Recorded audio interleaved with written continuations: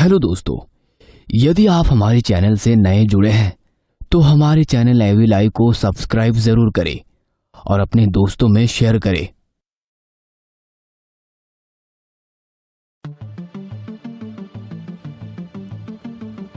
हरियाणा के अरावली पहाड़ों में पुलिस को अभी अभी एक अज्ञात लाश की खबर मिली थी। रात बहुत हो चुकी थी और उस रात को और खौफनाक बनाने में मूसलाधार बारिश ने उसका साथ देना शुरू किया। ऐसी बारिश और बार बार आती भयंकर बिजली की आवाज कि अपने आप कानों पर हाथ चले जाएं। लेकिन पुलिस का जो काम है वो न तो बारिश देखता है और न ही रात। और वे लोग उस जगह पहुंचे जहां पर वो लाश दिखी थी। बुरी तरह घायल वो शरीर, उसको साफ देखकर यह पता चल रहा था कि किसी ने बुरी तरह कोई दुश्मनी निभाई है। शरीर पर ढेर सारे चाकू के निशान, चेहरा पूरी तरह से बिगड़ा हुआ और शायद कुछ हड्डियां भी टूट चुकी थी। पुलिस ने बॉडी को सर्च करना शुरू किया तो देखा कि किसी का ड्राइविंग लाइसेंस उधर गिरा हुआ था, जिस पर खून के निशान भी थे। मालूम पड़ रहा था कि यही शख्स खूनी होगा। सुमित और अमन को हरियाणा से निकले हुए कुछ समय हो गया था। करीबन उन्होंने 400 किलोमीटर तक की दूरी तय कर ली थी। बाहर कड़ाके की सर्दी पड़ रही थी और पेट में चूहे दौड़ रहे थे।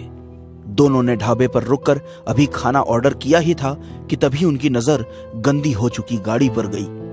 तभी सुमित ने ढाबे पर काम कर रहे एक छोटे से बच्चे से कहा, अरे छोटू, वो गाड़ी धो दे यार। गाड़ी धुलवाकर खाना खाकर दोनों ढाबे से बाहर निकलकर गाड़ी में बैठे ही थे कि तभी गाड़ी के बोनट पर एक उल्लू आकर बैठ गया और अपना सर घुमाकर विंडशील्ड से दोनों को घूरने लगा। सुमित ने विंडो नीचे करके हाथ बाहर निकाला और बोला, क्या बे उल्लू, जंगल का रास्ता भूलकर यहाँ आ गया? चल निकल यहाँ से, हट, चल हट। सुमित गाड़ी स्टार्ट करने ही वाला था कि तभी उसकी डिक्की से आवाज आई। सुमित ने डिक्की चेक की, डिक्की खुली पड़ी थी, इसलिए उसने इस बात के बारे में ज्यादा सोचा नहीं और गाड़ी स्टार्ट करके चल पड़ा। गाड़ी चलाकर ढाबे से करीबन 1 किलोमीटर ही आगे बढ़े होंगे कि तभी सुमित के कंधे पर हाथ रखकर कोई पीछे से बोला, जरा गाड़ी लेफ्ट में रोकना। अमन चिल्लाया, अबे गाड़ी क्यों रोकी? इतनी तेज ब्रेक कोई लगाता है क्या? सुमित ने जो कहा उसको सुनने की उम्मीद अमन को नहीं थी। भाई, किसी ने पीछे से मेरे कंधे पर हाथ रखकर गाड़ी साइड में लगाने के लिए कहा। हाँ, पीछे भूत बैठा है ना, चल हट, साइड में आ, मैं गाड़ी चलाऊंगा। रात की उतरी नहीं है तेरी अब तक लगता है। अमन ने सीट बदलकर गाड़ी ड्राइव करना शुरू किया। बाहर पड़ रही ठंड इतनी बढ़ रही थी कि अब वो उस सर्दी को अंदर भी महसूस कर पा रहे थे। और अमन ने गाड़ी का ब्लोअर ऑन कर दिया। अभी कुछ ही दूर गए होंगे कि इस बार अमन ने ब्रेक मारे। अब तुझे क्या हुआ बे? यार, किसी ने मुझे भी पीछे से कहा, जरा ब्लोअर मिडल में करना। सुनसान सड़क, घंघोर कोहरा और अगल बगल के जंगल से आती आवाजें उनकी इस सिचुएशन को और भी डरावनी बना रही थी। दोनों बात कर ही रहे थे कि गाड़ी की छत पर जोर से कुछ गिरने की आवाज आई। दोनों एक दूसरे का मुंह देखने लगे कि अब क्या नई मुसीबत आने वाली है। फिर भी हिम्मत करके जब दोनों उतरे तो सर के बेहद करीब से एक उल्लू उड़ता हुआ गया और पास के पेड़ के एक शाख पर जाकर बैठ गया। देखकर लग रहा था कि मानो वो उन्हें ही देखकर आवाज कर रहा हो। भाई, ये वही उल्लू है क्या जो शुरू में हमारी गाड़ी पर आकर बैठ गया था? पता नहीं यार, पर ये उल्लू हम लोगों को इतना घूर क्यों रहा है? उस उल्लू से ध्यान हटाकर जब गाड़ी की छत पर देखा तो कुछ नहीं था, पर वहां पर एक डेंट जरूर था। दोनों की समझ में नहीं आया कि यह हुआ क्या था, पर बिना ज्यादा दिमाग लगाए वो गाड़ी के अंदर बैठे ही थे कि इस बार आवाज पीछे से आई। दोनों ने हिम्मत कर दोबारा गाड़ी से बाहर निकल कर देखा तो एक पिछली बार की तरह गाड़ी के पीछे वाले हिस्से में भी बस एक डेंट के अलावा कुछ भी नहीं था। वो दोनों इधर उधर देख ही रहे थे कि गाड़ी की सामने की तरफ से इस बार एक जोरदार आवाज आई। सुमित और अमन दोनों दौड़कर आगे गए तो देखा कि एक डेंट गाड़ी के आगे भी था और इस बार भी आसपास कोई नहीं था। वो दोनों ये सोच ही रहे थे कि उनके साथ ये आखिर हो क्या रहा है। तभी गाड़ी की छत पर आकर वो उल्लू बैठ गया। उन्होंने तभी अपनी गाड़ी में से एक पानी की बोतल निकाली और जंगल में भागे। अमन, मुझे तो कुछ बहुत बड़ी गड़बड़ लगती है, चल आसपास कुछ जगह ढूंढते हैं। करीबन 300 मीटर ही अंदर गए होंगे, परंतु उनकी सांसें फूलने लगी। रुककर हांफते हुए पानी की एक बोतल से पानी पीने के लिए मुंह ऊपर किया ही था कि देखा कि डाल पर वही उल्लू बैठा हुआ था। सुमित, ये कहां फंसा दिया तूने मुझे? ये उल्लू हमारा पीछा ही नहीं छोड़ रहा है। अमन, जंगल की तरफ भागते हैं और इस बार रुकना नहीं है। दोनों बिना पानी पिए ही जंगल के अंदर भागे। थोड़ी दूर पर उन्हें एक बल्ब जलता हुआ दिखाई दिया। उस रोशनी की ओर जब वो आगे बढ़े तो देखा कि उधर एक छोटा सा मकान था। सुमित और अमन को ये चीज अजीब लगनी चाहिए थी, लेकिन वो दोनों इतने डरे हुए थे कि ये छोटी सी रोशनी भी उनको कंफर्टेबल फील करवा रही थी। घर के सामने पहुंचे तो देखा कि उसके आगे के गेट पर ताला लगा हुआ था। तभी सुमित बोला, भाई, बरामदे का दरवाजा खुला हुआ है और उधर लाइट भी दिख रही है, क्यों ना आज रात यहीं गुजार लें?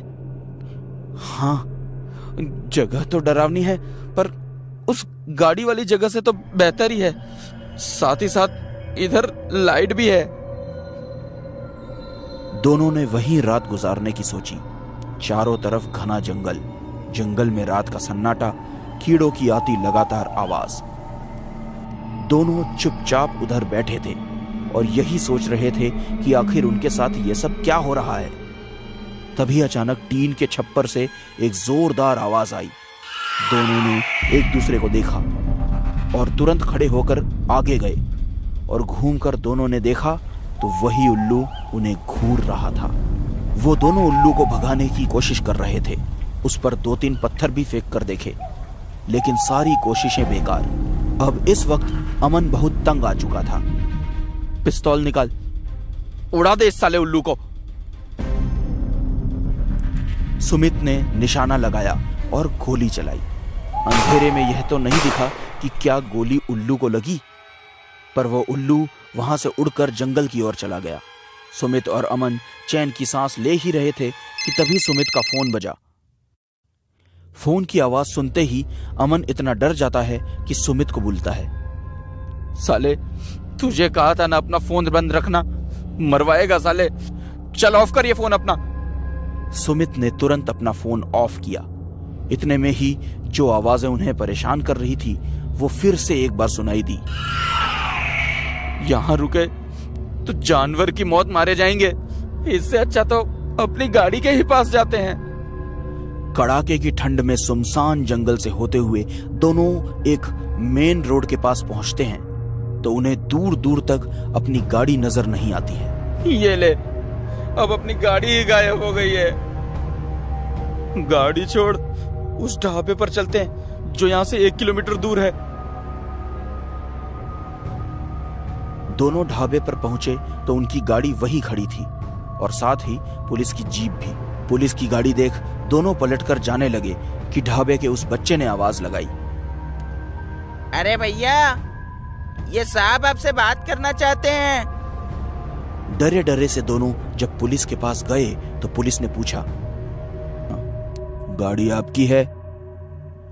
हाँ सर, हमारी ही है। तो ऐसे मेन रोड पर गाड़ी छोड़कर कहां चले गए थे? वो क्या है ना सर, हम जंगल में बाथरूम करने घुसे और जब वापस आए तो देखा गाड़ी वहां थी ही नहीं। पुलिस ने उनके पेपर्स और ड्राइविंग लाइसेंस सब चेक किए और कहा कि अब वो वहां से जा सकते हैं। गाड़ी में घुसने से पहले उन्होंने गाड़ी की छत, आगे वाला और पीछे वाला हिस्सा देखा और साथ ही में उसकी डिक्की भी सब कुछ चेक कर ली। दोनों इस सोच में डूब गए कि गाड़ी में पहले जो डेंट थे वो अब नए जैसे लग रहे थे। खैर, पुलिस वहां बैठी ही थी, इसलिए दोनों ने वहां ज्यादा समय नहीं लगाया।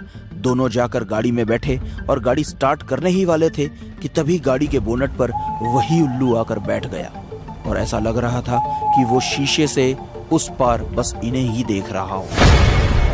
उन्होंने उसे हटाने के लिए गाड़ी के वाइपर्स चला दिए, लेकिन फिर भी वो वहीं बैठा रहा। उसके बाद अमन बाहर निकलकर उस उल्लू को उड़ाने लगा। वो अंदर आकर बैठा और दोनों गाड़ी स्टार्ट करके चल दिए। दोनों के चेहरे पर एक अजीब सी मुस्कान थी, जिसमें न जाने उन्होंने कैसे राज छुपाए हुए थे। अभी थोड़ी दूर ही गए थे कि उनकी गाड़ी खराब हो गई। लाख कोशिश के बाद भी गाड़ी शुरू नहीं हो रही थी। सुमित जब गाड़ी से उतरा तो एक अजीब सी फीलिंग उसे होने लगी, क्योंकि ये एग्जैक्टली वही जगह थी जहां उनकी कार थोड़ी देर पहले रुकी थी। नीचे उतरने के लिए जैसे ही सुमित ने गाड़ी का दरवाजा खोला था कि तभी फिर वो उल्लू उसकी गाड़ी पर आकर बैठ गया। फिर से यही। यह देखकर उसकी हालत और भी खराब होने लगी कि तभी वो गाड़ी में बैठकर एक बार फिर गाड़ी शुरू करने लगा। उसकी सारी कोशिश जब बेकार हो गई तो सुबह तक वेट करने के अलावा उसके पास कोई ऑप्शन नहीं था। गाड़ी की सीट को थोड़ा पीछे कर दोनों सोने की तैयारी करने लग गए कि तभी थोड़ी देर में डिक्की से एक आवाज आई। सुमित, तूने वो आवाज सुनी जो मैंने सुनी? हाँ, लेकिन गाड़ी से नीचे उतरने की कोई जरूरत नहीं है, चुपचाप बैठा रहे यहीं पर। थोड़ी देर में वो आवाज अपने आप बंद हो गई और दोनों ने चैन की सांस ली।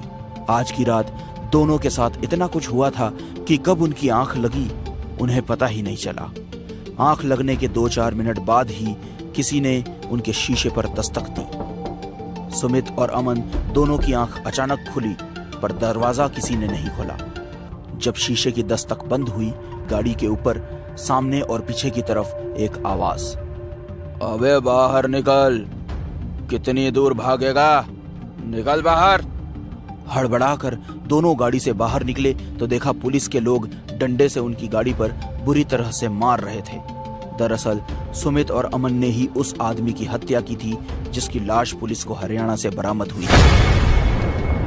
दोनों ने नशे की हालत में पहले उस आदमी को मिलने के लिए बुलाया और फिर उनका पैसा न लौटाने पर उसकी बेरहमी से हत्या कर दी। हरियाणा पुलिस ने वो बरामद लाइसेंस राजस्थान पुलिस को दे दिया था, जो कि राजस्थान का ही निवासी था। लास्ट लोकेशन देखकर राजस्थान पुलिस ने दोनों को गिरफ्तार कर लिया। सुमित और अमन पुलिस की गाड़ी में बैठे थे और जब नजर अपनी गाड़ी की छत पर गई तो उस आदमी की लाश दिखी जिसके ऊपर वो उल्लू बैठा हुआ था। हेलो दोस्तों, यदि आप हमारे चैनल से नए जुड़े हैं तो हमारे चैनल एवी लाइव को सब्सक्राइब जरूर करें और अपने दोस्तों में शेयर करें